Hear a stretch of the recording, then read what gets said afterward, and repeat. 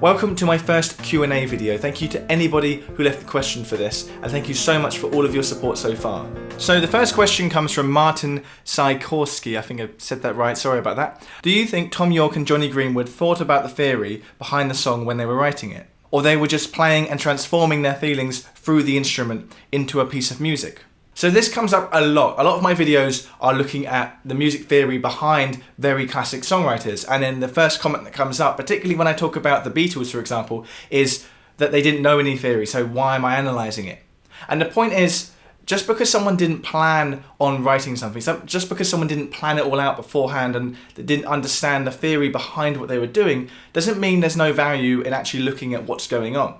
I think different composers and songwriters use theory to a different extent in their writing, but I think all writers are ultimately thinking, does this music sound the way I want it to? They're not deciding that by looking at the theory behind what they've written, they're deciding that by using their ears and listening to the music and thinking, how does this make me feel? So yes, a lot of songwriters like Thom Yorke or Paul McCartney or whoever isn't necessarily thinking about the chords they're writing as they write them.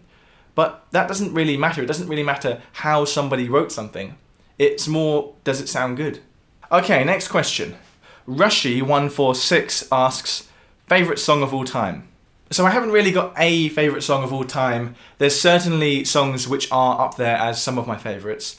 I remember though at school, when I was about 14, my favourite song that I always used to say was Hey Bulldog by the Beatles. There was just something about how that song sounds that really, really excited me. But ultimately, I find that any song that my dad used to play when I was younger is one of my favourite songs. All those songs that I was exposed to at a young age have stuck as some of the best songs of all time in my mind. So that song's like Ricky Don't Lose That Number by Steely Dan, or I Wish by Stevie Wonder, or Bohemian Rhapsody by Queen, all songs that my dad used to play when I was younger and I'm still obsessed with to this day. But my favourite songs aren't just limited to the 1970s. I do like a lot of modern music as well. As you can imagine from the videos on my channel, I love Radiohead. I think Radiohead are probably my favourite band.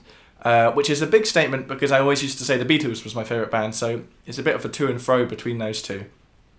And of Radiohead songs, I'd have to say some of my favourites are Reckoner. Anything off In Rainbows actually is bloody brilliant. Myxomatosis from Hail to the Thief, that's a brilliant song. Subterranean Homesick Alien is one of my favourites as well from OK Computer. Michael Thom asks, many people consider Radiohead weird or dissonant because their music doesn't follow the musical patterns people are used to hearing. But other genres like jazz or classical compositions are just as technically complex and experimental.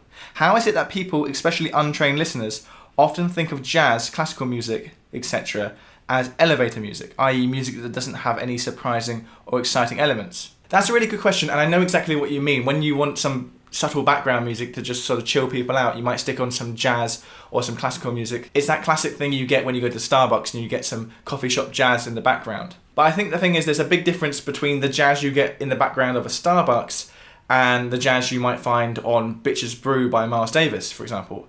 Same with classical music. Putting a little bit of Mozart on in the background when you're on hold to a call centre is quite pleasant because it's all very tonal and diatonic. But if you put the Rite of Spring on it instead, I don't think people would be as relaxed. So I think that's the thing. Although you might think of jazz and classical music as background music, the type of jazz and classical music that you find in the background isn't going to be very sophisticated. It's going to be fairly simple, non-offensive, probably not very dynamic, so you're not going to get lots of loud and quiet bits.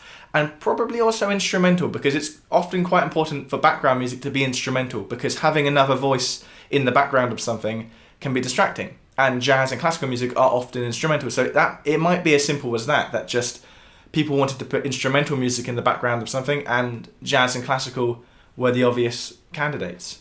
Okay, this is a question I got quite a lot after my last video. Mostly Love of Music asks, where did you find all the stems for the tracks like this? Would love to hear stems separated for various tracks. Yes, I wondered this for a very long time. Ever since I started watching Rick Beato's amazing series of What Makes This Song Great, I wondered how the hell is he getting these stems? And I think the conclusion that most people came to who didn't know the way you get them is that Rick must have some sort of contact in the music industry that's giving him these stems. But then one day I was talking to my friend at a gig and he just mentioned, oh, you can just find those on Google. If you just type in the track you want followed by the word multi-track, you can often find what you're looking for. And one of the best ways to do it actually is to find an established website that has loads of multi-tracks on it, This is the one I use, and just search on there. The thing is, you can't get every single song ever as a multi-track. It kind of comes down to whether that song has been featured in something like a Guitar Hero game, where the stems have been available to someone and they've managed to put them on the internet. So it's kind of hit and miss on what songs are available. Generally, more well-known songs, obviously, are the songs you'll find, but you're just going to have a look and see. But yes, I agree, it's very, very fun to just sit there and look at the stems to a Beatles song all day. Jacob Borg asks, do you know of any uses of Locrian mode in popular music? So this is a really good question. It's actually a question so good that the answer I wrote for it would have taken up this entire video. So I have made a separate video that's going to come out next week about the Locrian mode in popular music. So look out for that.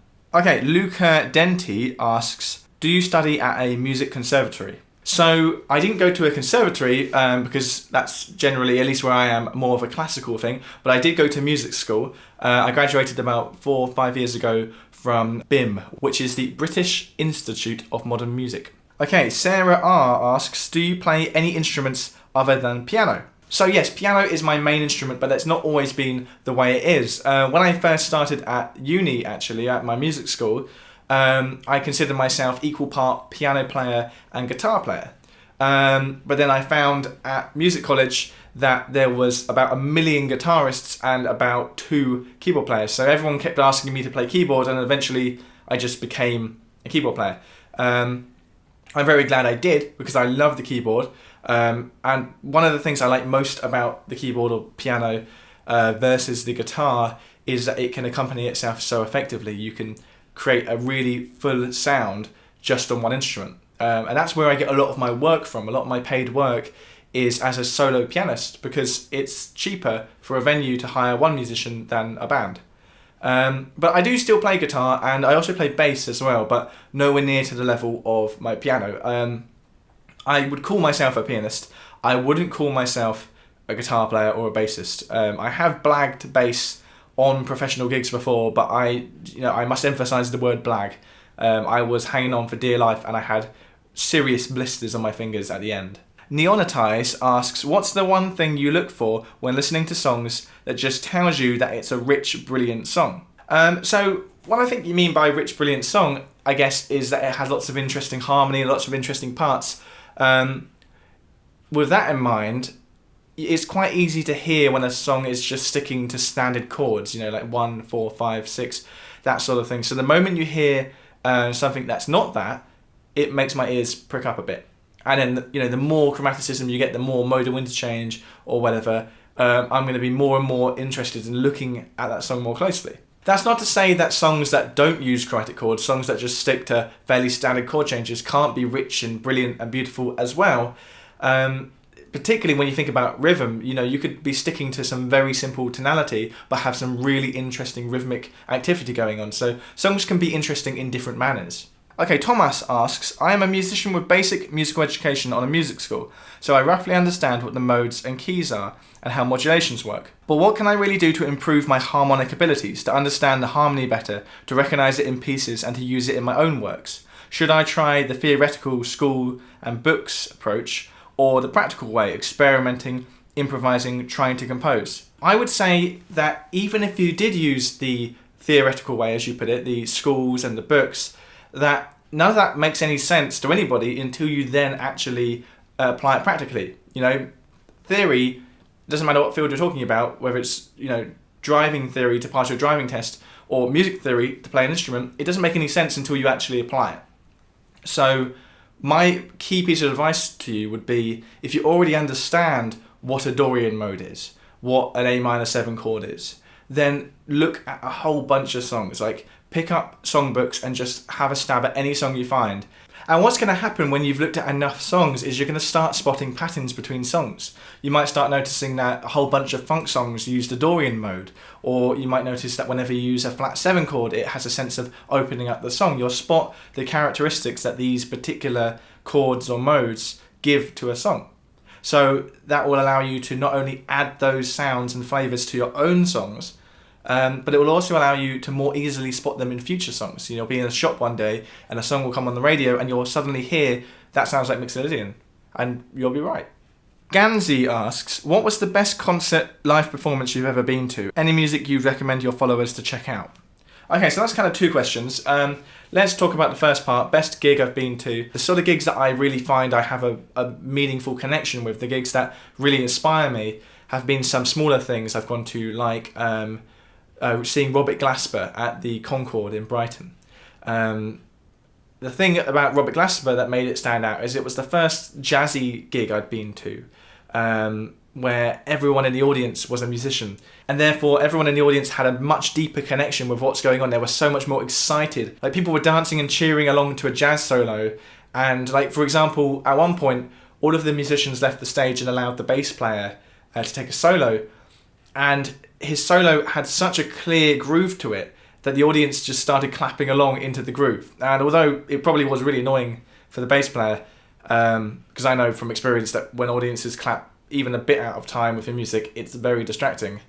It was a very inspiring moment to be in a room full of people who were all appreciating this music just as much as I was. So I couldn't actually find any video of that particular moment, but on YouTube I found a small clip from that gig. So here's a little bit of that gig.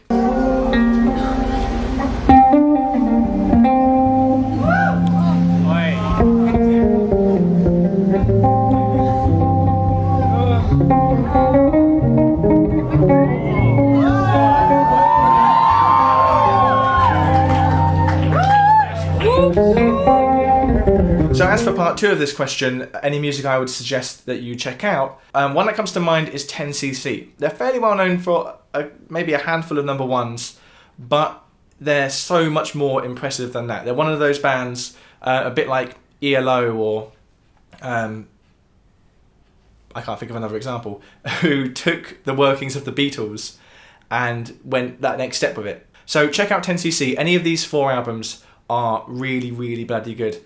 How Dare You is the album that first got me hooked, but they're all fantastic. Annoying Noah VG asks, does Radiohead reflect your main musical taste? That alternative, experimental, progressive sound? If not, what are some other bands that best show your taste? Favourite artists of mine include Stevie Wonder, David Bowie, and some more modern ones would include St. Vincent, Fleet Foxes, MGMT, all artists who have some sort of sense of alternativeness to them. I also listen to a lot of jazz, Miles Davis, John Coltrane, etc. But I actually have a really sweet spot for older jazz, for swing era stuff like Ella Fitzgerald and Louis Armstrong, people like that, Chris Barber, where it's got that swing, but it's not too technical. No, don't get me wrong, I love bebop, I love more technical music, but there was something about that era of music that I just really appreciate, and that's the style of music as well that I like to play the most. I also like a lot of artists who you would consider as like contemporary jazz artists, like Snarky Puppy, Robert Glasper, like I mentioned earlier, that sort of thing. And actually that takes me on to this next question. Have you listened to much of Jacob Collier? And if so, what do you think of his music, in particular from a musical theory perspective? That was asked by Gareth Cotter. So yes, I have heard of Jacob Collier. And I remember actually when I first found out about him, I was sat at music school, and a bass player that I used to work with showed me this video of Jacob Collier covering Fascinating Rhythm by Gershwin. And then I just looked at all of his videos, and I thought, I don't know how this guy puts this stuff together. Like, it's insane how complex and yet how listenable and musical his music is. Because it's very easy when you're making very advanced music, very technical music, for it to start sounding less musical, if you know what I mean. But Jacob Collier's music in general stays very musical. There's some songs in there that I really, really love. Like one in particular called In the Real Early Morning. It's such a beautiful song. So thank you so much to everybody who left a question. That's all I'm going to answer for today. Sorry if I missed yours, but do continue leaving questions because I'm going to do more Q&As in the future. The last thing I'm going to talk about today is Patreon. Somebody sent me an email recently and said, are you planning on starting a Patreon? Because they wanted to support me, which is very kind of them. And yes, I have now started a Patreon. I was always planning on doing it, but I wasn't really sure when to start it. And now feels like the right time. So if you're interested in supporting me making these videos, I would be incredibly appreciative if you gave anything you could, even the smallest amount, to me on Patreon. These videos take a very long time to make, and don't get me wrong, I really, really enjoy doing them. I wouldn't be doing this if I didn't enjoy it. but the amount of time and effort that goes into the research and the transcribing and the filming and editing, it absorbs a lot of time from my schedule, and I'm a self-employed musician, so my time needs to be spent quite carefully to make sure, I'm going to make enough money. So if I can get even a modest income coming from Patreon, then I'm going to be able to justify making a lot more videos and putting a lot more time into this channel. So any support at all would be massively appreciated. So thank you so much in advance.